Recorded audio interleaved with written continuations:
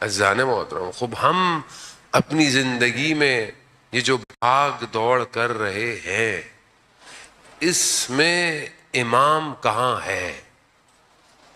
یا امام کی طرف جا رہا ہوں کہ نہیں جا رہا؟ وہ فیصلہ آپ کے پاس ہے، شب و روز آپ کے پاس ہے، سب کچھ آپ کے اختیار میں۔ آپ خود ڈیسائیڈ کریں کہ دنیا جو آج مجھے کامیابی کی طرف دعوت دے رہی ہے، اچھی بات ہے، آپ ایجوکیشن حاصل کریں، آپ پڑھائی کریں، آپ بزنس کریں، آپ کچھ بھی کریں، آپ جو آپ کو اللہ نے دیا ہے، آپ اپنے آپ کو بہتر تعلیم حاصل کریں، کوالٹیز لیں، ہنر حاصل کریں، سب کریں۔ لیکن یہ جو سب آپ کر رہے ہیں، یہ سب آپ کو کہاں لے کے جا رہا ہے؟ کہاں لے کے جا رہا ہے؟ آپ کی ہر روز صبح آپ کو امام کے قریب کر رہی ہے یا امام سے دور کر رہی ہے؟ آپ کا کام آپ کو امام کے قریب کر رہا ہے یا امام سے دور کر رہا ہے؟ آپ کے دوست آپ کو امام کے قریب کر رہے ہیں یا امام سے دور کر رہے ہیں؟ وہی فیصلہ آپ کو کرنا ہے۔ ہر کوئی آپ کی انگلی تو پکڑ کے آپ کو چلا نہیں سکتا، اور امام سب کا ہے، نہ سنی کا ہے نہ شیعہ کا ہے عزیزان محترم، کیونکہ بغیر امام کے یہ کائنات اپنے کمال پر نہیں پہنچ سکتی، یہ پروفڈ ہے، اس کے بغیر نہیں پہنچ سکتی، اس کا اختتام ممکن نہیں ہے جب تک آخری ظہور نہیں فرمائیں گے، ممکن نہیں ہے۔ اب چاہے کوئی بھی فرقے سے تعلق رکھتا ہو، کسی مذہب سے تعلق رکھتا ہو، اب بہت تیزی سے وقت آ گیا ہے کہ ہم اپنے آپ کو اپنے امام کے لیے تیار کریں، آمادہ کریں۔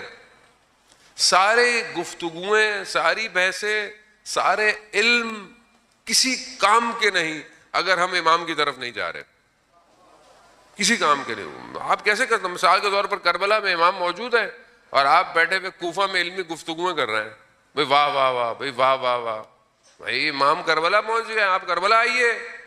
آپ بولے نہیں نہیں، ہم تو یہاں علمی بحثیں کر رہے ہیں۔ علمی بحث کا کیا کریں گے؟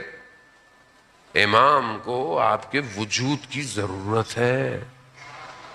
اب یہی ہماری عزیزان محترم ٹوٹی پھوٹی سی گفتگو ہے۔ چند دن میں خدا انشاءاللہ ہمیں توفیق دے کہ ہم چند دن کے بعد، بلکہ ہر روز ایسا ہو کہ جب ہم یہاں سے اٹھیں تو ہم ایک قدم امام سے قریب ہو جائیں۔ ہونا یہی چاہیے، ورنہ پھر ہم کربلا نہیں سننے آئے، ہم پھر کچھ اور کرنے آئے عزیزان محترم۔ چند چیزیں میں نے آپ کی خدمت میں بتائیں کہ کون سی چیزیں کوئی انسان کو امام کے قریب کر سکتی ہے۔ امام کا وجود خود ہمارے وجود کو تبدیل کر سکتا ہے، خود۔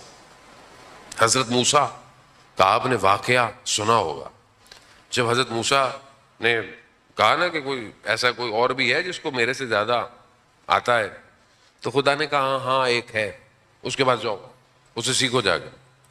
تو قرآن نے حضرت خضر کا نام نہیں لیا لیکن اس کا واقعے کو ذکر کیا۔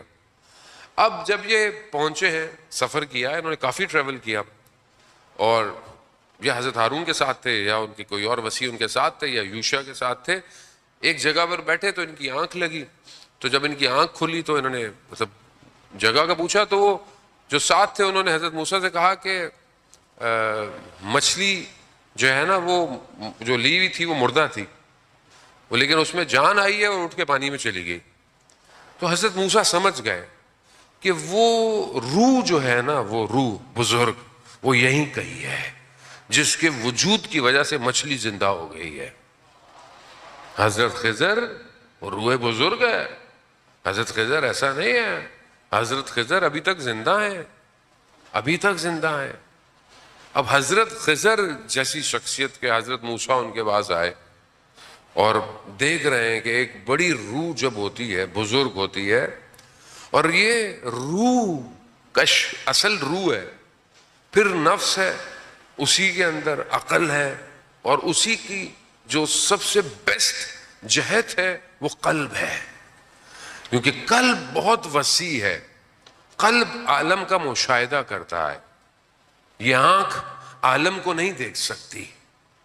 حضرت ابراہیم علیہ السلام نے جو خدا سے کہا کہ پروردگار مجھے زمین اور آسمان کا ملکوت دکھا، یعنی جو حقیقت ہے وہ مجھے دکھا۔ ایسا نہیں تھا کہ ان کو خدا پہ یقین نہیں تھا، نہیں تھا، وہ کہا مجھے میں دیکھنا چاہتا ہوں، دکھا، وہ اللہ نے دکھایا، وہ حقیقت کو دکھایا۔ ہر چیز کو کھول کر دکھایا. اسے یہ آنکھ نہیں دیکھ سکتی, اسے قلب کی آنکھ دیکھ سکتی ہے. اور جب قلب متوجہ ہو جائے تو وہ ان بڑی روحوں کو محسوس کرتے ہیں. کیوں؟ کیونکہ وہ اپنی باطن کی آنکھ سے انہیں دیکھ رہے ہوتے ہیں. جتنے لوگوں کی امام سے ملاقاتیں ہیں ان کی روحیں بہت بزرگ ہیں, کیونکہ کم ظرف آدمی امام کو نہیں دیکھ سکتا.